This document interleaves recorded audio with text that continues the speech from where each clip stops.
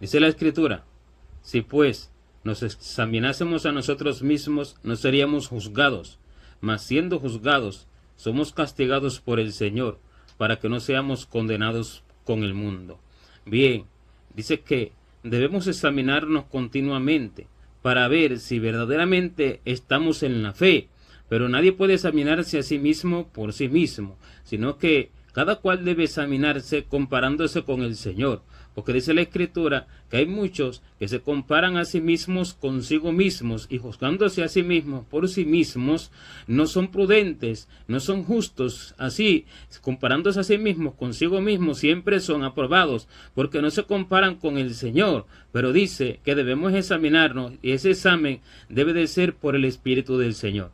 Porque si dice que el Espíritu Santo da testimonio a nuestro espíritu de que somos hijos de Dios, también el Espíritu Santo es el que nos va a examinar con nuestra conciencia, nos va a examinar siendo sinceros con nosotros mismos, pero preguntándoselo todo al Espíritu Santo. Y esa es la forma de que nos examinemos a nosotros mismos, preguntándole al Espíritu Santo nuestra condición, dándole la completa libertad, llevando cautivo todos nuestros pensamientos a la obediencia a Cristo y sujetando todos nuestros criterios de nosotros mismos, aprisionándolos a la obediencia a Cristo, para que el Espíritu Santo verdaderamente nos testifique. Y para ello se necesita un profundo nivel de sinceridad para verdaderamente declararle a Dios todo aquello que hay en lo profundo del corazón, y Él nos declare cuáles son todos nuestros errores ocultos con los cuales pecamos muchas veces y no nos percatamos de ello, porque dice que Dios nos libre, debe librarnos de todos los errores que nos son ocultos cuando nosotros se lo pedimos. De lo contrario, no lo hará. Así, examinándonos a nosotros mismos, dice que no seremos juzgados, porque eso es lo que dice la Escritura, que si nos examinamos a nosotros mismos, no seremos juzgados, pero siendo juzgados, somos castigados por el Señor.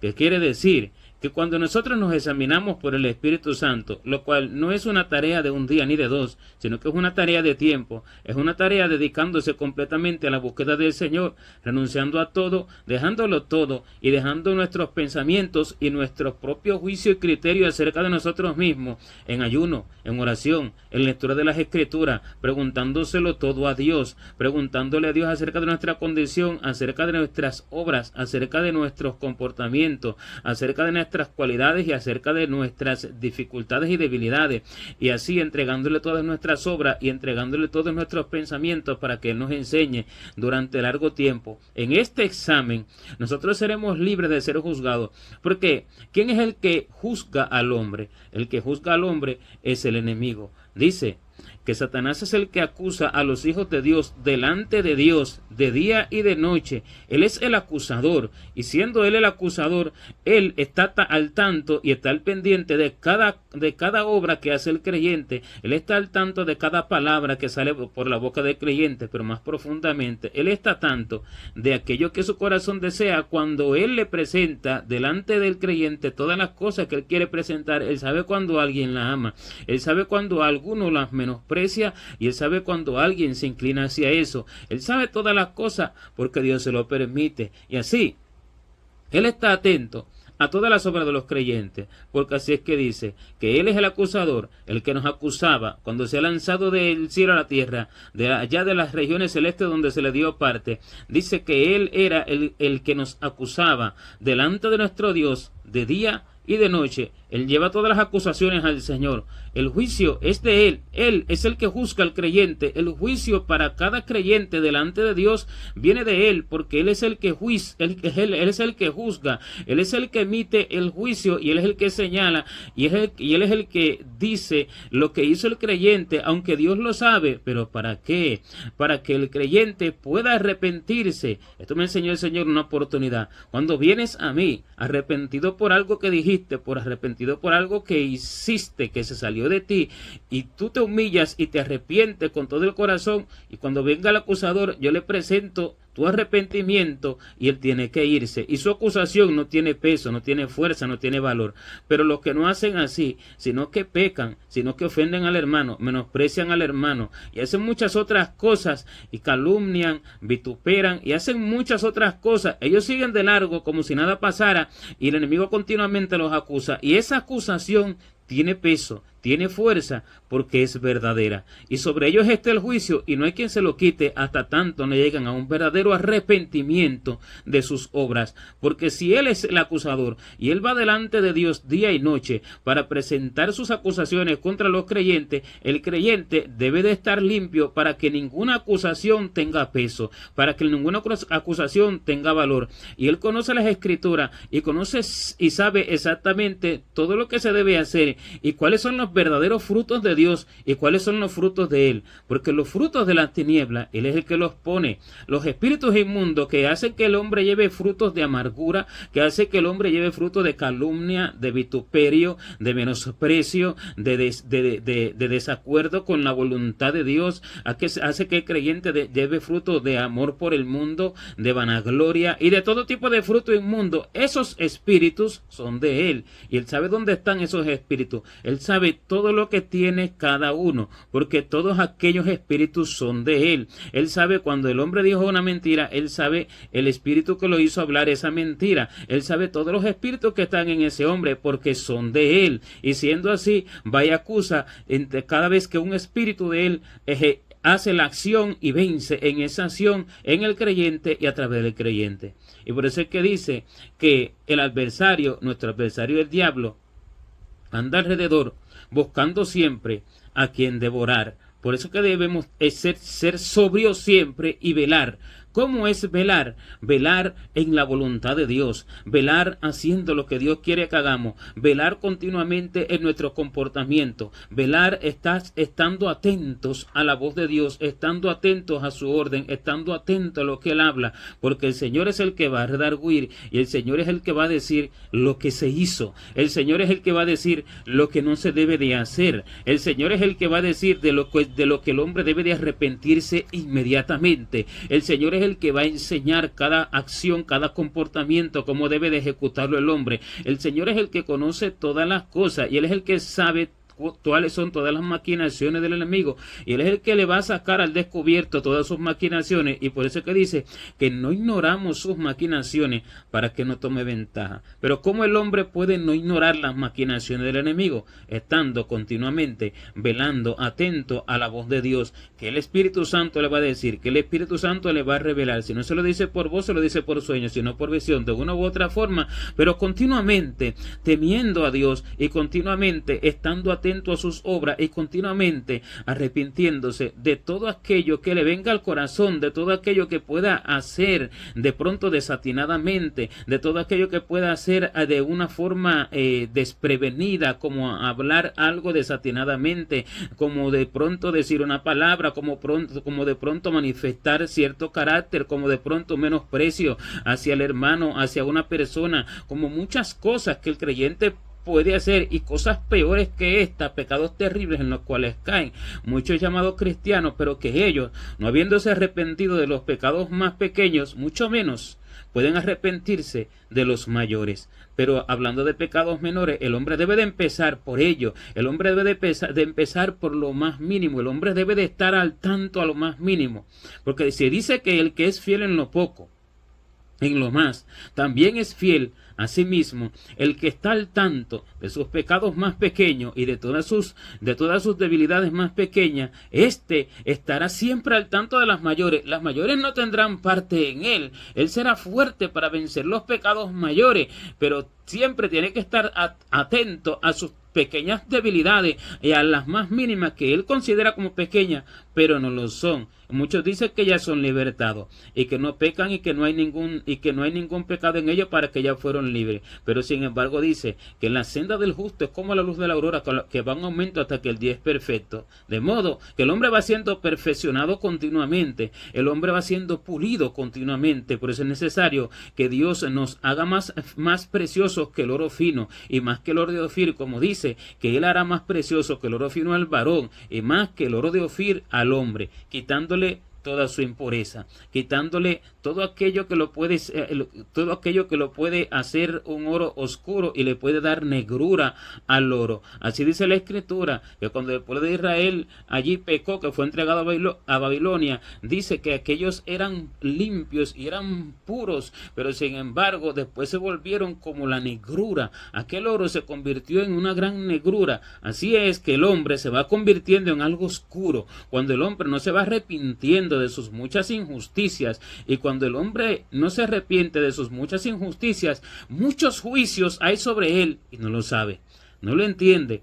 Tiene muchas acusaciones que prevalecen, porque Dios no hace trampas, sino que el Señor hace las cosas legales. Dice que si alguno hubiere pecado, abogado tenemos para con el Padre, a Jesucristo el justo, que quiere decir que si alguno comete falta por sus debilidades, que todos la tenemos, porque ninguno es perfecto en ninguna manera, pero si alguno se percata continuamente de sus debilidades, se percata continuamente de su falta y las presenta a Dios, una vez que las haya hecho, dice, abogado tiene para con el Padre, tiene abogado, pero si alguno no lo hace, no tiene abogado, aunque Jesucristo es el abogado. Pero si alguno no presenta la falta, si alguno no presenta aquello que hizo delante de Dios, arrepintiéndose y buscando que Dios lo liberte de todo aquello para no hacerlo más, si alguno no lo hace, este no tendrá abogado, porque este se considera justo, este se considera limpio, este se considera santo, puro e íntegro, este se considera lo que no es,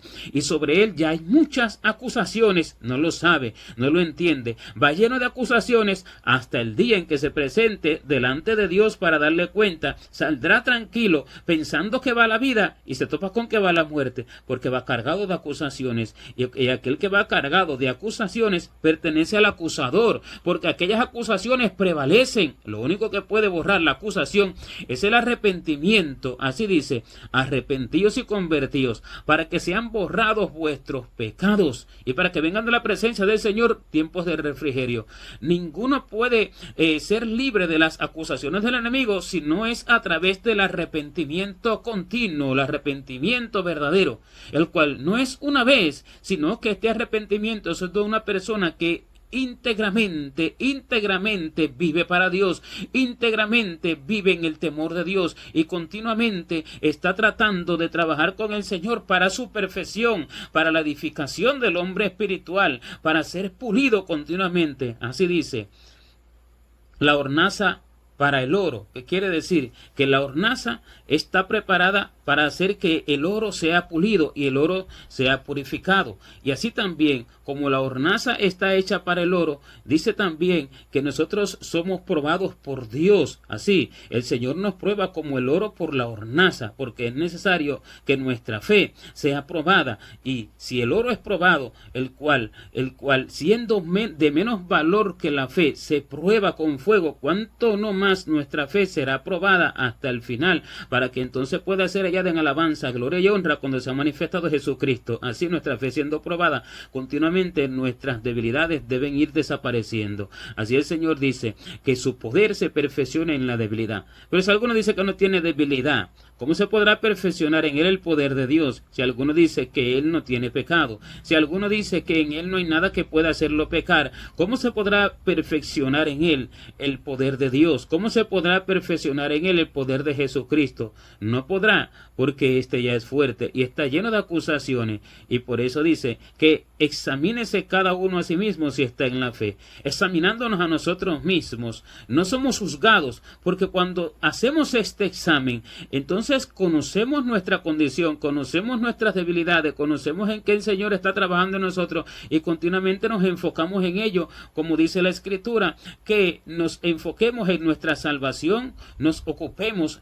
continuamente en nuestra salvación con temor y temblor. Esto es ocuparse en su salvación. Esto no es ocuparse en las cosas de la vida secular. Esto no es ocuparse en los afanes del mundo. Esto no es ocuparse en el cuerpo. Esto no es ocuparse en el vestido y en el alimento, esto es ocuparse en su salvación. Esta es la tarea del justo, porque cuando él se ocupa en su salvación, él será instrumento de honra, vaso útil, enteramente preparado para toda buena obra, porque dice que si alguno se limpia de estas cosas, será instrumento de honra, útil y enteramente preparado para toda buena obra. Si alguno se limpia, y esta limpieza debe de ser continua. Mientras tanto, el hombre se va ocupando en su salvación, el hombre entonces va pareciéndose más a Dios, el hombre entonces va siendo cada vez más pulido y purificado, y el hombre va quitando de sí toda acusación del enemigo, porque él hace acusaciones continuamente y sin cesar, y toda acusación va quitándose de encima de él, y va libre, corriendo con paciencia la carrera que tiene por delante, va libre, corriendo con gozo, y corriendo con destreza, y corriendo con ligereza. Así entonces podrá llevar los frutos de Dios, y podrá ser instrumento de Dios. Esta es la forma de llevar los frutos de Dios, porque los frutos de Dios no se pueden desarrollar en el hombre lleno de iniquidades, no se puede desarrollar en aquel que ha mentido y no se ha arrepentido, no se puede desarrollar en aquel que ha ocultado cosas y no se ha arrepentido, no se puede desarrollar en aquel que no se cansa de menospreciar a uno o a otro, de hacer asesión de personas y no se ha arrepentido, no se cansa los frutos de Dios no se pueden desarrollar en aquel que ama y codicia las cosas de esta tierra que Satanás pone en el mundo y no se ha arrepentido de ello y de muchas cosas más. Allí no se pueden desarrollar los frutos de Dios, porque allí está la oscuridad para obstruir el camino, allí está la oscuridad para cerrar la puerta para que los frutos de Dios no entren. Los frutos de Dios entran, se desarrollan en una tierra limpia, en una tierra pura, en una tierra donde no haya pedregales y donde no haya espinos, porque estos son espinos y cardos en el corazón del hombre, estos son pedregales en el corazón del hombre que no permiten que el fruto de Dios entre y se desarrolle, como el sembrador que sale a sembrar y solamente la semilla que cae en buena tierra da fruto cual a 100, cual a 60 y cual a 30 por uno. Esta es la buena tierra, el corazón limpio, porque continuamente se está limpiando, porque continuamente se está ocupando en su salvación. El que así hace es libre de todo juicio, el que así hace es libre no solamente de todo juicio, sino de castigos molestos que el hombre debe de evitar, porque dice que si nos examinamos a nosotros mismos, no seremos juzgados, pero dice que si somos juzgados, somos castigados por el Señor. Dice, siendo juzgados, somos castigados por el Señor. ¿Qué quiere decir? Que por no habernos examinado, continuamente hay juicios sobre nosotros. Y como esos juicios no son quitados porque hay falta de comprensión de lo que hacemos, hay falta de arrepentimiento, hay falta de humillación, hay falta de humildad en el hombre, hay falta de que el hombre se exprese delante de Dios, declarándole abiertamente todas sus cosas. Cuando hay falta de esto, dice que somos juzgados. Y cuando somos juzgados, somos castigados por el Señor, por su amor. Somos castigados por el Señor para que no seamos condenados con el mundo. Si somos castigados por el Señor, dice, es porque somos juzgados. Y si somos juzgados, es porque no nos hemos examinado. Si no nos hemos examinado, los juicios están encima de nosotros. Los juicios, las acusaciones del maligno están encima de nosotros. Siendo así, hemos sido pesados en balanza y ha sido hallados faltos. Hemos sido reprobados, y para que no vayamos a condenación, el Señor nos castiga, porque este es el castigo del Señor, el que viene por la iniquidad del hombre, pero por su amor Él envía el castigo. Así, cuando habla el apóstol, el Espíritu Santo a través del apóstol, esta palabra que dice, mas siendo juzgados, somos castigados por el Señor, está hablando de que el castigo viene a causa del no haberse examinado el hombre, y el castigo viene a causa del estar prevaleciendo todas aquellas acusaciones encima del hombre, aquellas acusaciones que el maligno presentó delante de Dios están prevaleciendo porque están en Él, y estando en Él no está dando los frutos de Dios, y no estando dando los frutos de Dios, está dando frutos de la tiniebla, diciendo ser cristiano, diciendo ser líder, diciendo ser evangélico, y vistiéndose aún como cristiano y manifestándose como cristiano, pero con frutos amargos. A nadie va a salvar el atuendo, a nadie va a salvar su posición eclesiástica, a nadie va a salvar salvar lo que profese con su boca, a nadie va a salvar su posición en la iglesia, a nadie va a salvar su título, ni a nadie va a salvar su llamado, sino que los frutos de Dios son los que van a dar cuenta, son los frutos de Dios, son los que van a hablar del hombre, porque ese es el corazón de Dios formado en el hombre. Toda buena dádiva, todo don perfecto proviene de Dios, de lo alto, del Padre de las luces, en el cual no hay mudanza ni sombra de variación. Él no muda sus frutos, son los mismos, son gloriosos, no tiene que mudarlos. Lo que se muda proviene de las tinieblas, porque lo que se muda porque se da a conocer y da a entender y entonces demuestra que lo anterior no era bueno y tiene que mudarlo, pero en Dios no hay mudanza porque lo de Él es perfecto, sus frutos no se mudan, sus frutos son los mismos y Él los mismos y Él los desarrolla en aquellos que entregan todo su tiempo para dedicarse a su salvación, en aquellos que se sinceran con Dios. En el resto no los puede desarrollar. Y cuando esto es así, cuando uno se sincera con Dios y Dios desarrolla sus frutos en el hombre, entonces dando frutos de justicia, alcanza su salvación, alcanza la gracia del Señor, alcanza todo su favor, porque esto es lo que hace al hombre semejante a Dios. Y este es el objetivo, que el hombre sea formado a la imagen de Jesucristo. Para que este objetivo se cumpla es a través de los frutos de Dios, y los frutos no pueden desarrollarse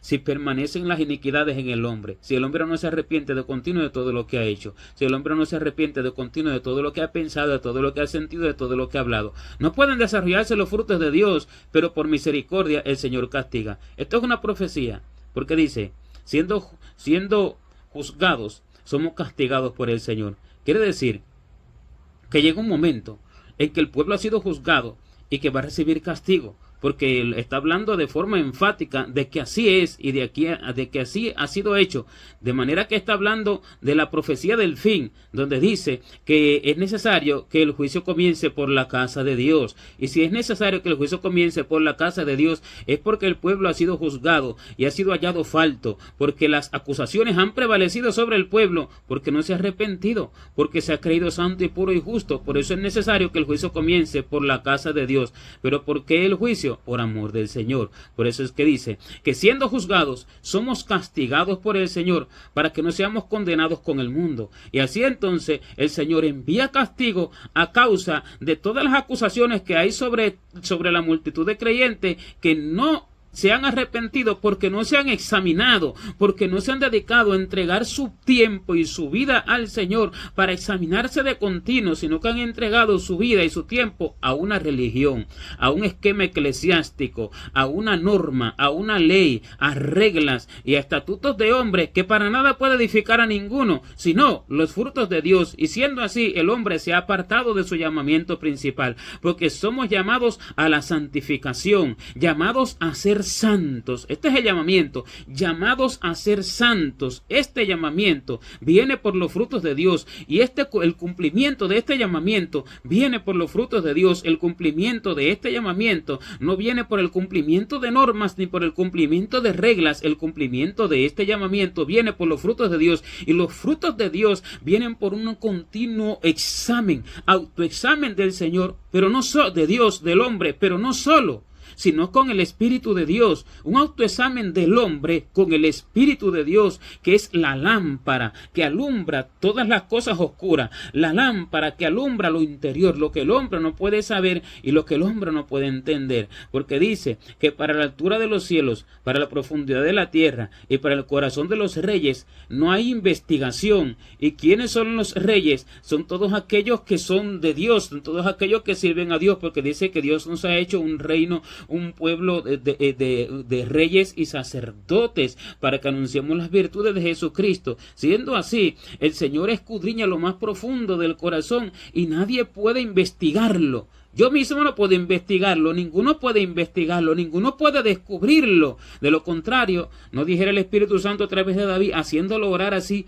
líbrame de todos los errores que nos son ocultos. Porque ¿quién podrá entender sus propios errores? Nadie puede entenderlos, nadie puede descubrirlos. Solo que clame al Señor, clame al Espíritu Santo para que Él se meta dentro y lo saque a la luz y lo haga tropezar con aquello, lo saque a la luz en un momento de una u otra otra forma, no sea, si sea que no se lo habla al oído, si sea que no se lo da en revelación, lo haga que salga a la luz aquello para que se dé cuenta y entonces percatándose se arrepienta y diga, estoy mal en esto porque esto salió a la luz, y él pondrá en el camino, el Señor pondrá en el camino lo que es necesario, y así el hombre se examina.